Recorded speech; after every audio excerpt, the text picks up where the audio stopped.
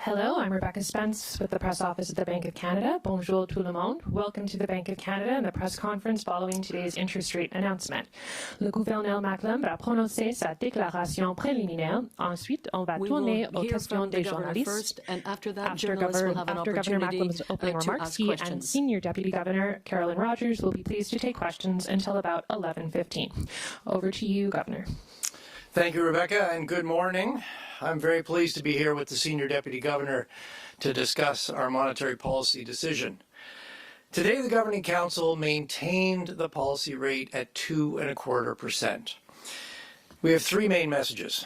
First, steep U.S. tariffs on steel, aluminum, automobiles, and lumber have hit those sectors hard. And uncertainty about U.S. trade policy is weighing on business investment more broadly. But so far, the economy is proving resilient overall.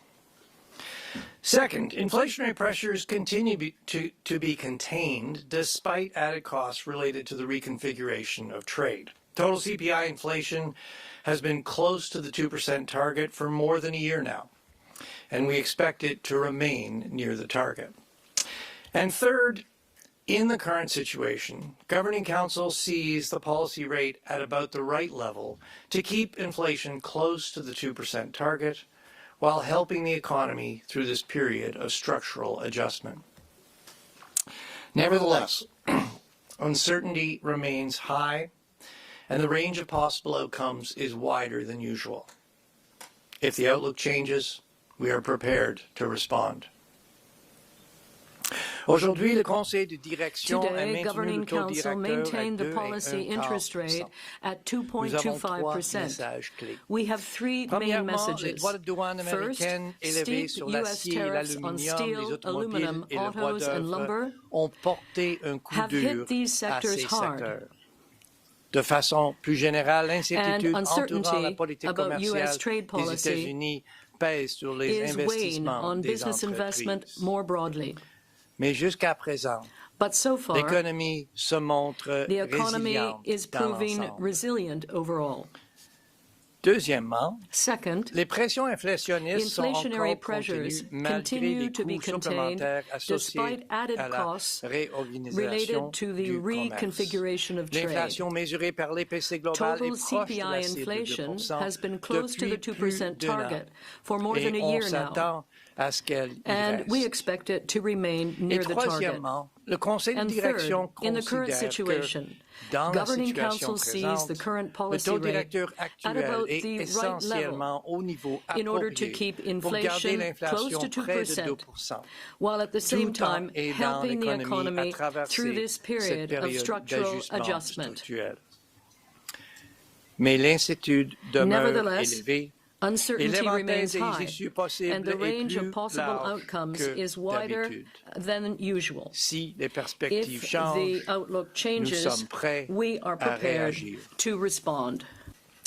So let me expand on how we're interpreting new information, the new information we received since we published our October monetary policy report.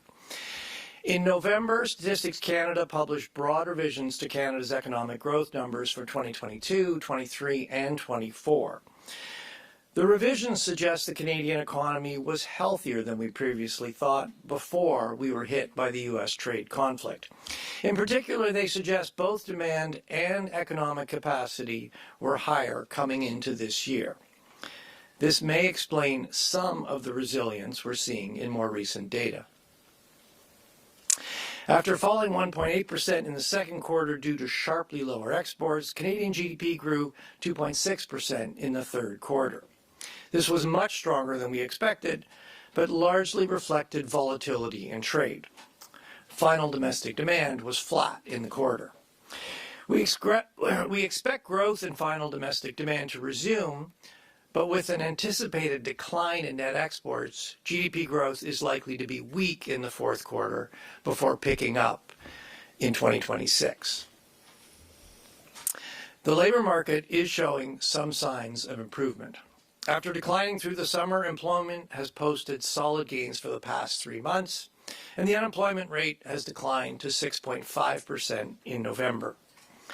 Since the start of the year, there have been significant job losses in trade-sensitive sectors, but in recent months, employment in these sectors has been more stable, so gains in other sectors, particularly services, have boosted overall employment. Looking ahead, however, we're seeing muted hiring intentions across the economy. Inflation has evolved largely as expected. CPI inflation was 2.2% in October, and measures of core inflation remain in the range of 2.5% to 3%. In the months ahead, we will see some choppiness in headline inflation, reflecting the temporary GST-HST holiday a year ago. This is likely to push inflation temporarily higher in the near term. Seeing through this choppiness, we expect ongoing economic slack to roughly offset cost pressures associated with the reconfiguration of trade, keeping CPI inflation close to the 2% target. The recent federal budget includes increases in government spending, particularly in defense, and measures, the recent federal budget includes increases in government spending, particularly in defense, and measures to increase public and private sector investment. It will take some time for the impact of these measures to be fully realized, and we expect they will contribute to growth in both demand and supply in the economy. As usual, we will incorporate updated fiscal measures from federal and provincial budgets in our next economic projection in January. Taking all these developments into consideration, Governing Council assessed the stance of monetary policy. After cutting the policy rate in September and October, Governing Council had indicated that if inflation and economic activity were to evolve broadly in line with the October projection, the policy rate would be about right. While information since the last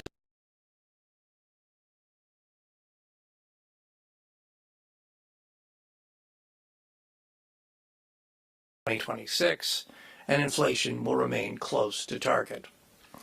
Governing Council therefore decided to hold the policy rate unchanged. We agreed that a policy rate at the lower end of the neutral range was appropriate to provide some support for the economy as it works through the structural transition while keeping inflationary pressures well controlled. Finally, Governing Council acknowledged that uncertainty remains elevated. This includes the unpredictability of U.S. trade policy, and in particular, the upcoming review of the Canada-U.S.-Mexico agreement is creating uncertainty for many businesses. There's also uncertainty about how the Canadian economy will adjust to higher U.S. tariffs. The volatility we're seeing in trade and quarterly GDP make it more difficult to assess the underlying momentum in the economy.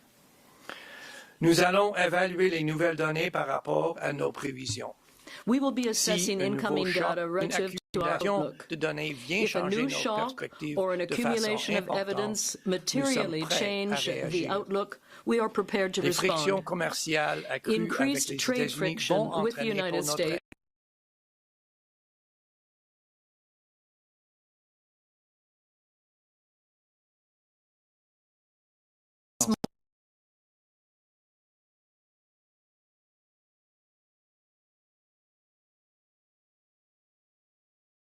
or lost supply, but it can help the economy adjust as long as inflation is well controlled. The Bank of Canada is focused on ensuring Canadians continue to have confidence in price stability through this period of global upheaval. We will be assessing incoming data relative to our outlook. If a new shock or an accumulation of evidence materially change the outlook, we are prepared to respond. Increased trade friction with the United States means our economy works less efficiently with higher costs and less income. This is more than a cyclical downturn. It's a structural transition. Monetary policy cannot restore lost supply, but it can help the economy adjust as long as inflation is well controlled. The Bank of Canada is focused on ensuring Canadians continue to have confidence in price stability through this period of global upheaval. And with that, we'd be very pleased to take your questions. Thank you, Governor. We'll start with questions here in the room and then go to reporters who are joining us remotely. As usual, please limit yourself to one question so that we can get to every media outlet. Before asking your question, kindly state your name and affiliation. Avant de poser votre question, prière de vous identifier. Libre à vous de poser vos questions dans la langue officielle de votre choix. To ask your question in the official language of your choice. Mark. Thank you for taking the question, Mark Reynolds with Globe Mail. Wondering about the labor market. We've had 3 strong reports in a row. You seem to be downplaying a little bit, talking about weak hiring intentions, trade-sensitive sectors being hit. And so I'm just wondering how we should be thinking about how you are thinking about those 3 strong reports in the state of the labor market right now. Well, look, first, Mark, I mean, we're pleased to see the improvement in the labor market. As you said, we've had, three reports with important job gains. The unemployment rate has come down to 6.5% in November. It's ticked down through the last 3 months. Pretty big move in November. So look, that is encouraging. And I mean, if you look at what's going on in the labor market, we saw some big job losses in the summer. Those were concentrated in sectors sensitive to trade. Through the fall, employment in those sectors has been relatively stable. It's still weak, but it hasn't weakened further. And at the same time, we've seen some hiring, particularly in services, things like healthcare, personal care, recreation, and that's flowed through to the bottom line. So you're seeing overall employment has moved up. So that is encouraging. There is some resilience to the economy. What I would say though is, looking forward, it hasn't fundamentally changed our view. The Canadian economy is going through a difficult structural adjustment. That is going to take some time. When you talk to companies, they're being very cautious about their investment plans. They're cautious about their hiring plans. So yes, we are pleased to see this resilience, but going forward, we continue to expect fairly modest growth. We'll go next to Promit. Hi, Promit from Reuters. Governor, taking it further, I mean, what is the source of this resilience in the economy? I mean, considering that we have tariffs and we have uncertainty about USMCA, why is this resilience coming from? Where is this resilience coming from? Look, it's a good question, and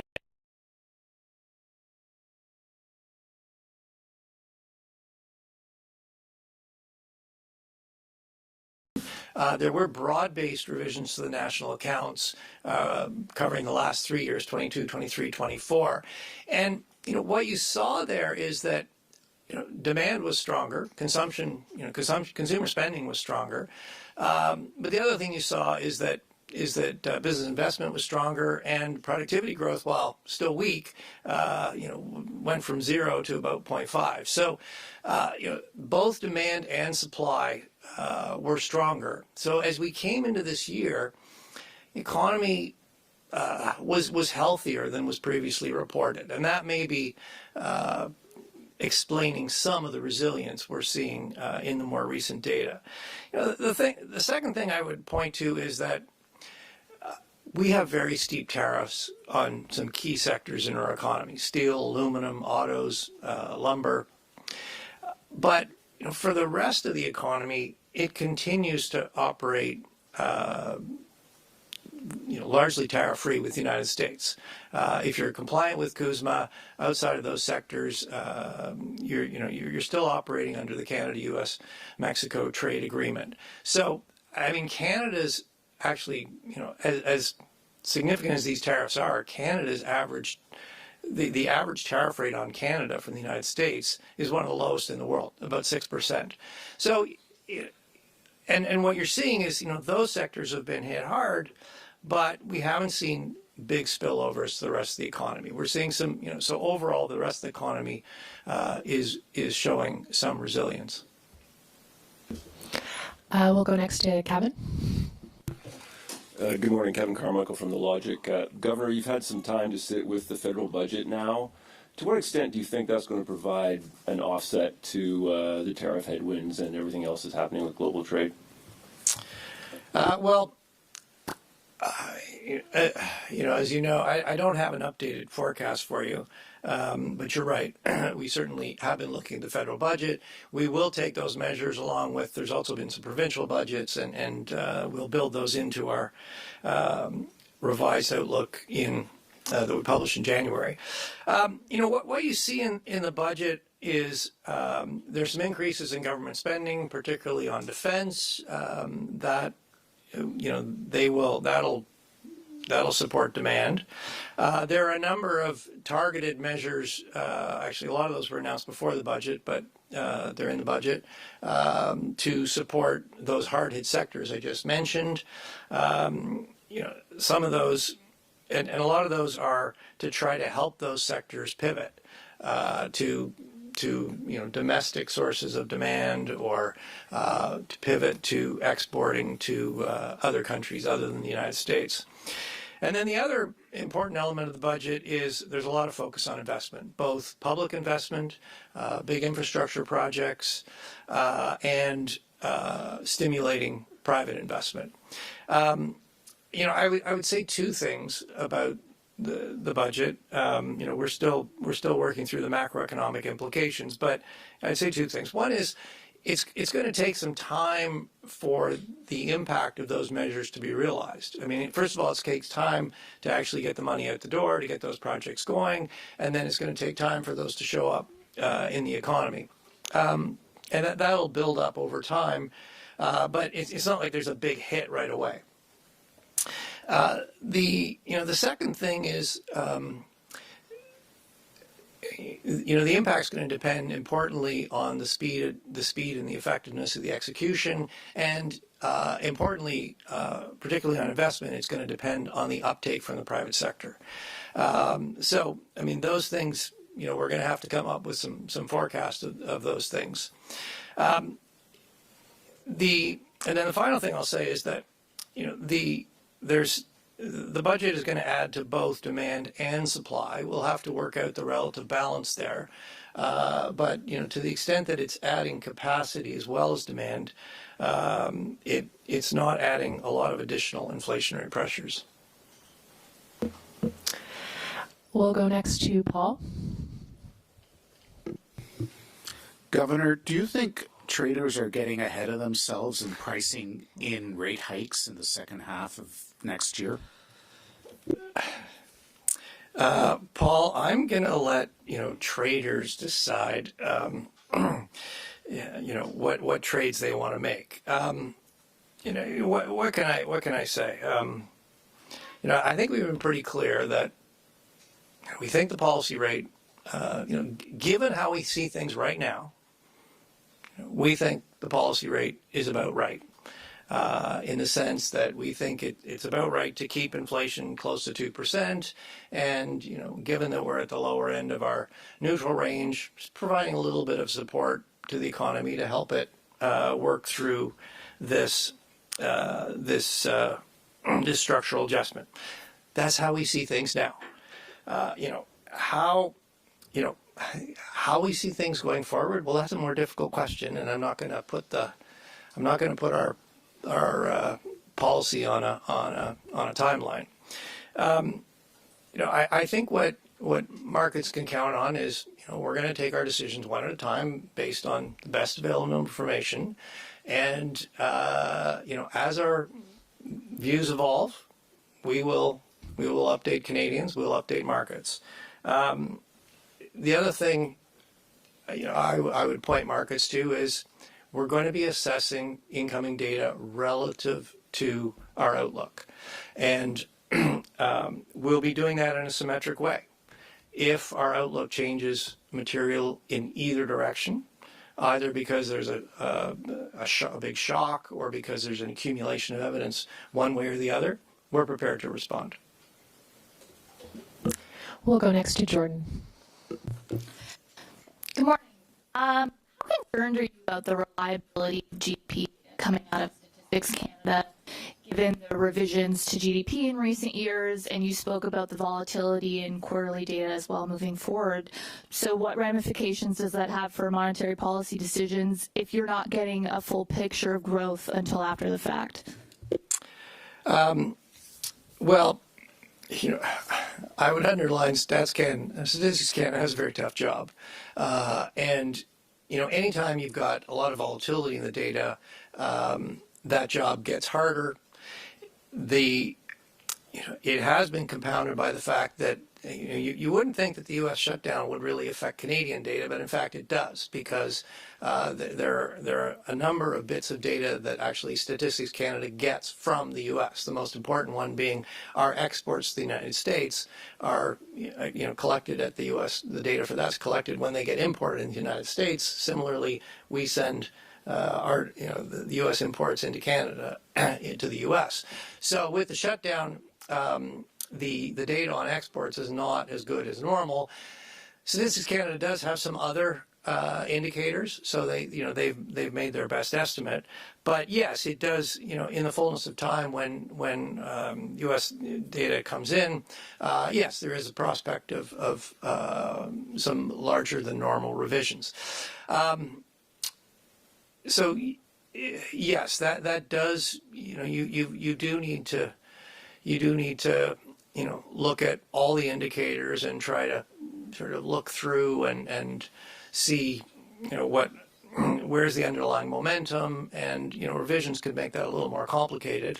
But fortunately, the U.S. shutdown is over. That will pass. We will work our way through it.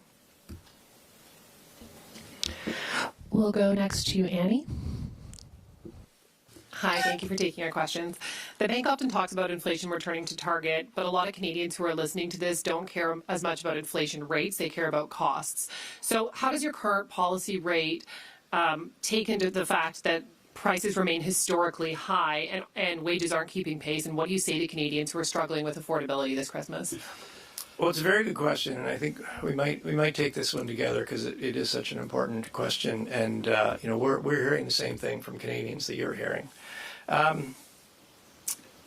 I'd say a couple things.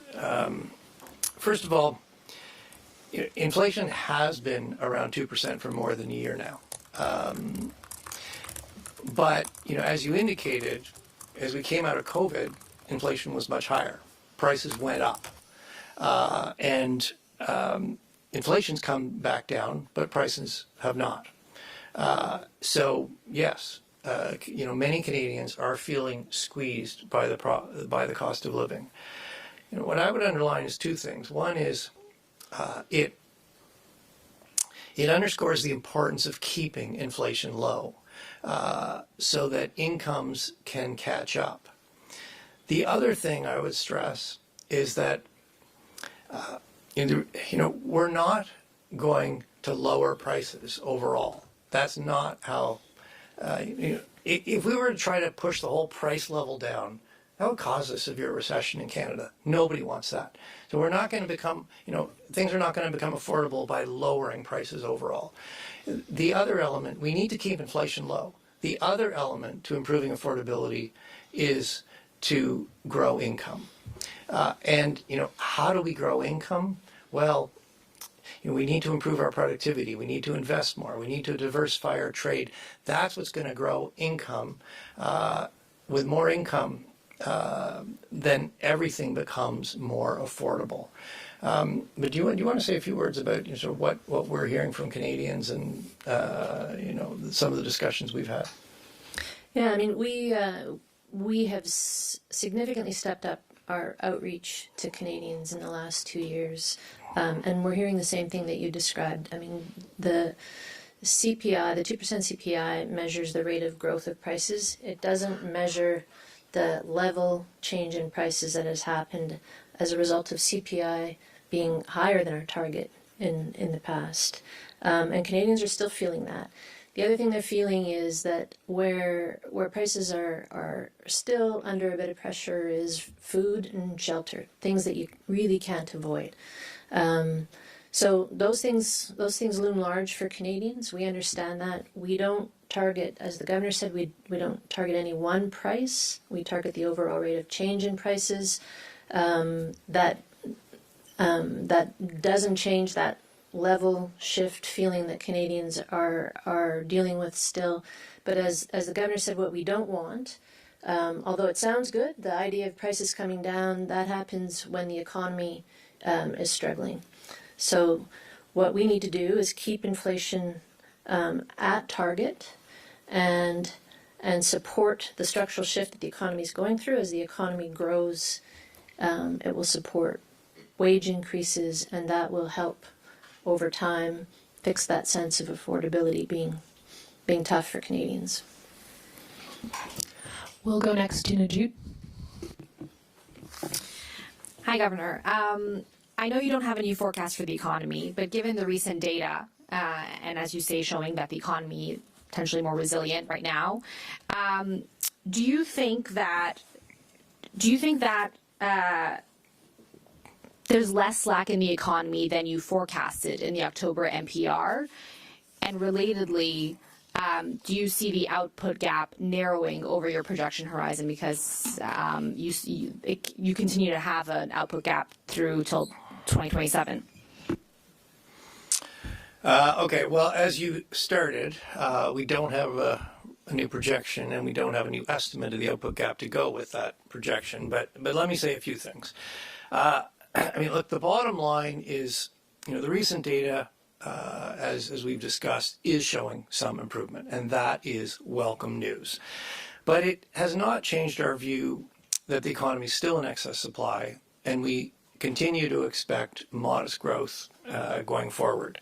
So, what are what are some of the data that you would look at as you assess the balance between demand and supply? Well, as has come up already, Statistics Canada published new, pretty broad revisions to the national accounts, and they showed and it was for the last 3 years, they showed GDP quite a bit higher.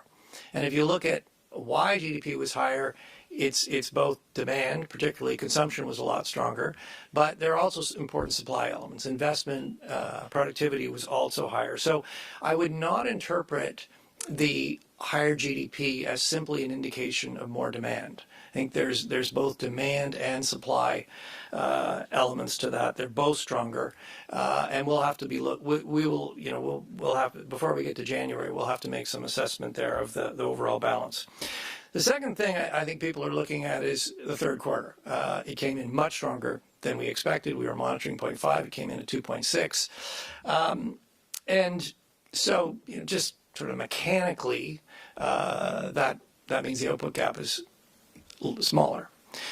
Again, though, I would underline that if you look at the details of Q3, it doesn't look like an indicator that demand in the economy was a lot stronger. I mean, Q3 was strong largely because imports were really weak. Final domestic demand was actually flat. And, looking ahead to the fourth quarter, we actually think final domestic demand will pick up a bit, but we expect to see a further swing in trade. So we're expecting Q4 to be weak. So you put it all together, I think you put it all together, the resilience we're seeing in the Canadian economy is welcome news, but it hasn't really changed our view. We still think the economy is in excess supply. We still think growth will be modest because the economy is working through a structural transition. That's going to take time.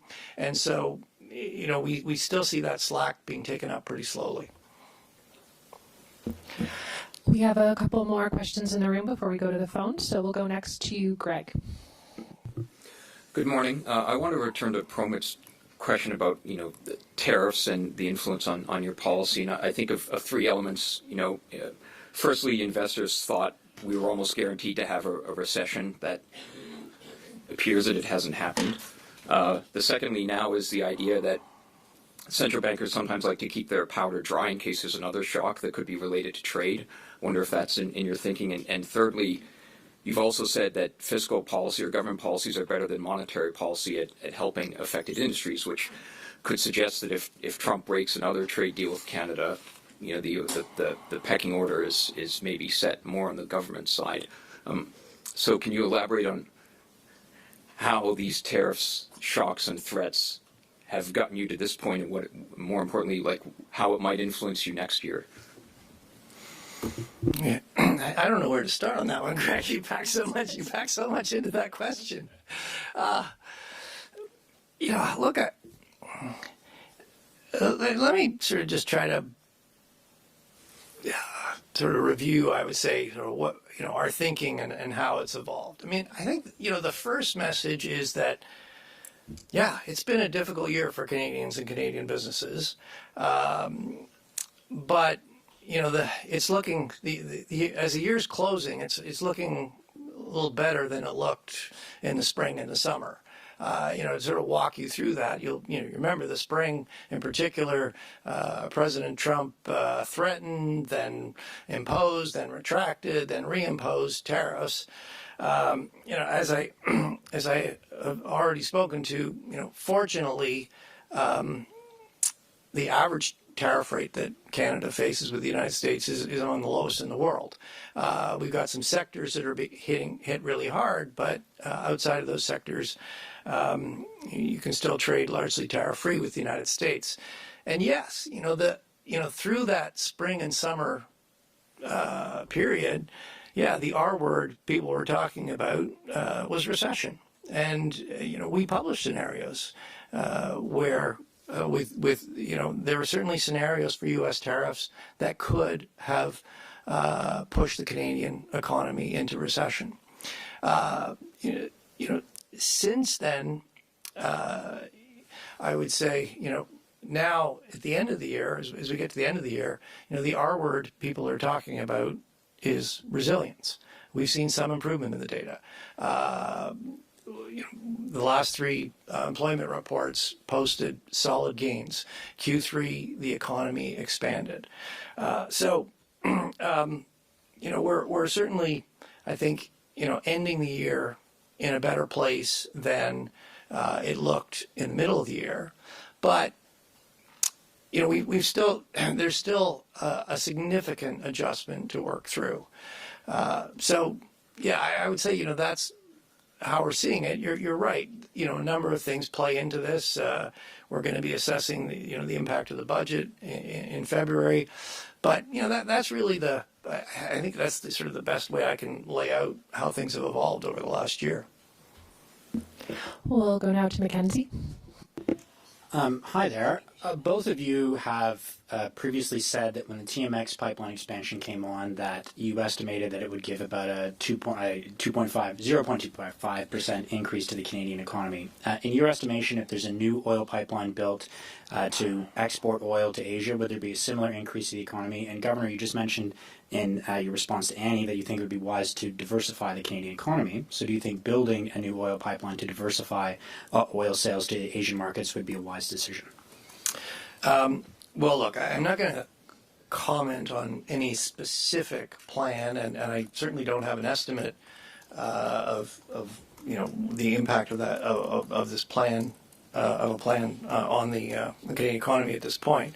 But yes, we do need to diversify our trade, and I think the TMX pipeline expansion has been an important example. It has allowed us to increase our exports to non-U.S. And if you look at I don't have the exact numbers in front of me, but it's gone from something like 98% of the U.S. to 95% of the U.S.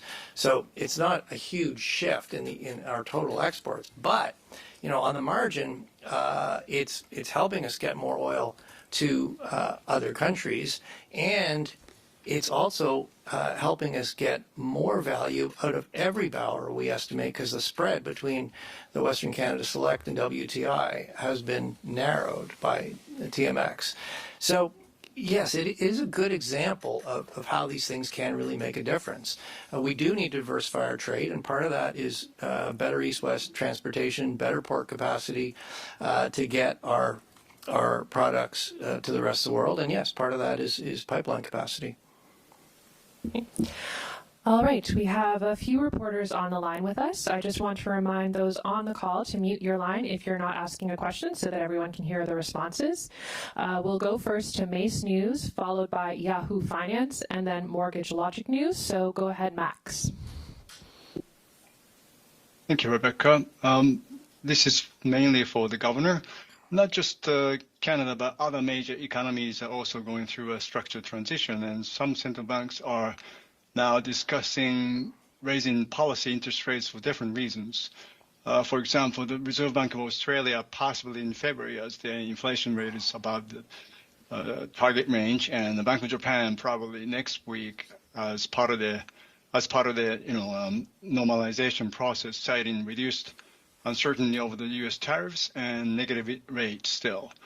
And so, compared to those economies, is Canada's exposure to the U.S. trade policy still much more serious? And you mentioned the average 6% tariff rate for Canada.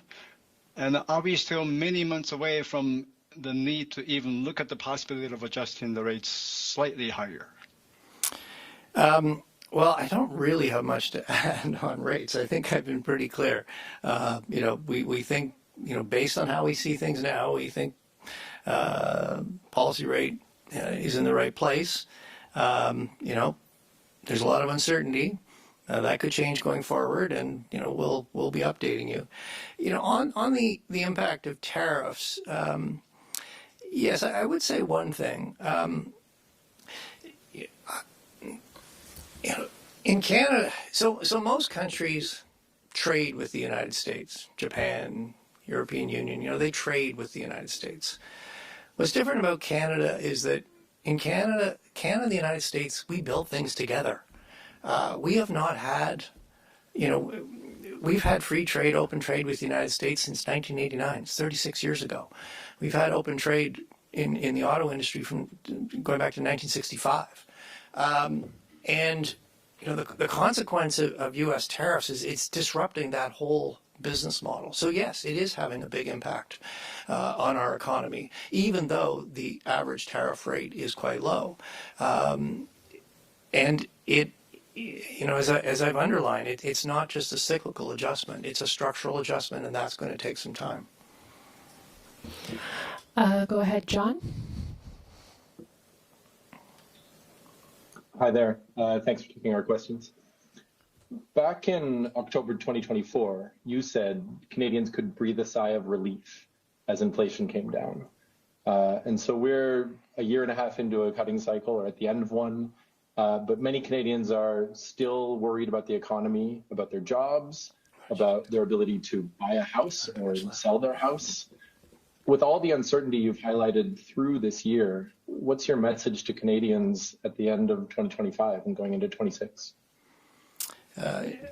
We might take this one together, but you go ahead.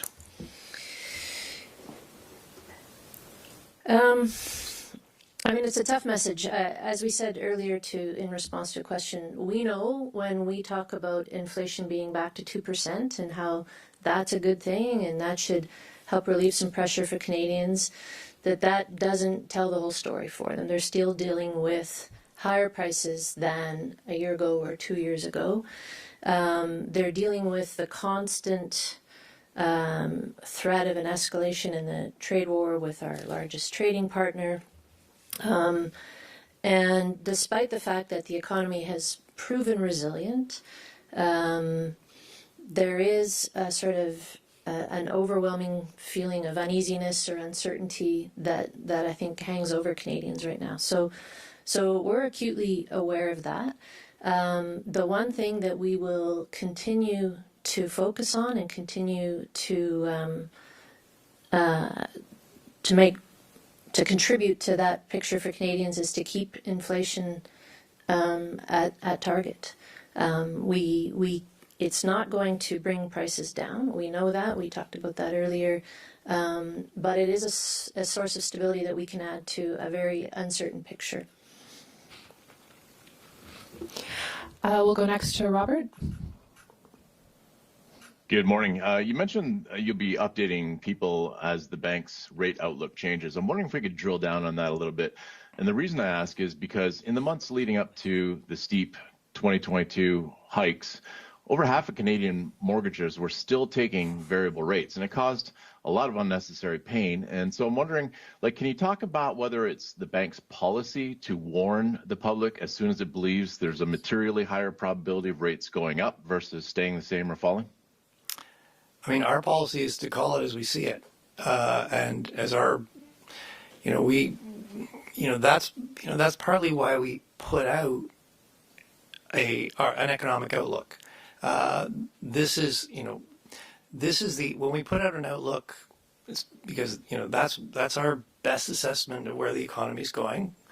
We know we need to be humble about that outlook. We know there's a lot of uncertainty. We know the situation could change, but we put that out because that's monetary policy has to be forward-looking. We're putting that outlook is because that's the basis, along with the risks that we're using to take our monetary policy decisions. And then the second thing is we're going to be assessing the data relative to that outlook. So, I mean, even before you hear from us, if you can see the data that is coming in a lot stronger than the outlook we've published, you can be assured that we're asking ourselves, we've noticed that data's coming in a lot stronger. We think that's going to be sustained. Is it temporary? Is it more lasting? Is that materially changing our outlook? And as I said, as our views evolve, we will be updating Canadians. I'm not sure. The thing I'd add to that, Robin, you know this well, you've written about it, is Canadians choose their mortgage terms for a variety of reasons. The path of rates is one of those reasons. So as the Governor said, it's our job to be really clear about where we see the economy going and how that's affecting our decisions. At the end of the day, it's the job of mortgage brokers and other financial advisors to take that and other things into account as they advise clients about their mortgage terms and conditions. All right, and our final question will be from the Canadian Press. Ian, go ahead. Thanks for squeezing me in. Just on, you mentioned shelter costs still being elevated. Can you update kind of where you're seeing shelter costs going next year and how concerned you are about the kind of final wave of mortgage renewals? Yeah, I mean, it's tough to talk about Canada's housing market at a national level right now because there's a lot of regional differences. But I think generally we would say we see better balance in the housing market. Sales to new listings looks pretty balanced. Prices have come off their highs at a national level. They've come off their highs and look to be stabilizing. Overall activity looks to be better balanced right now. But again, that national picture masks some more imbalanced markets in sort of some regions and some housing types. So I think in general we don't expect another surge in house prices. We do expect maybe a continued correction in some of the higher priced markets. Overall, both interest rates and supply conditions are helping to improve affordability on the margin, but we've got a ways to go. We've got a structural housing supply issue in Canada, and really until we address that, I think there'll still be pressure on affordability, particularly for first-time home buyers.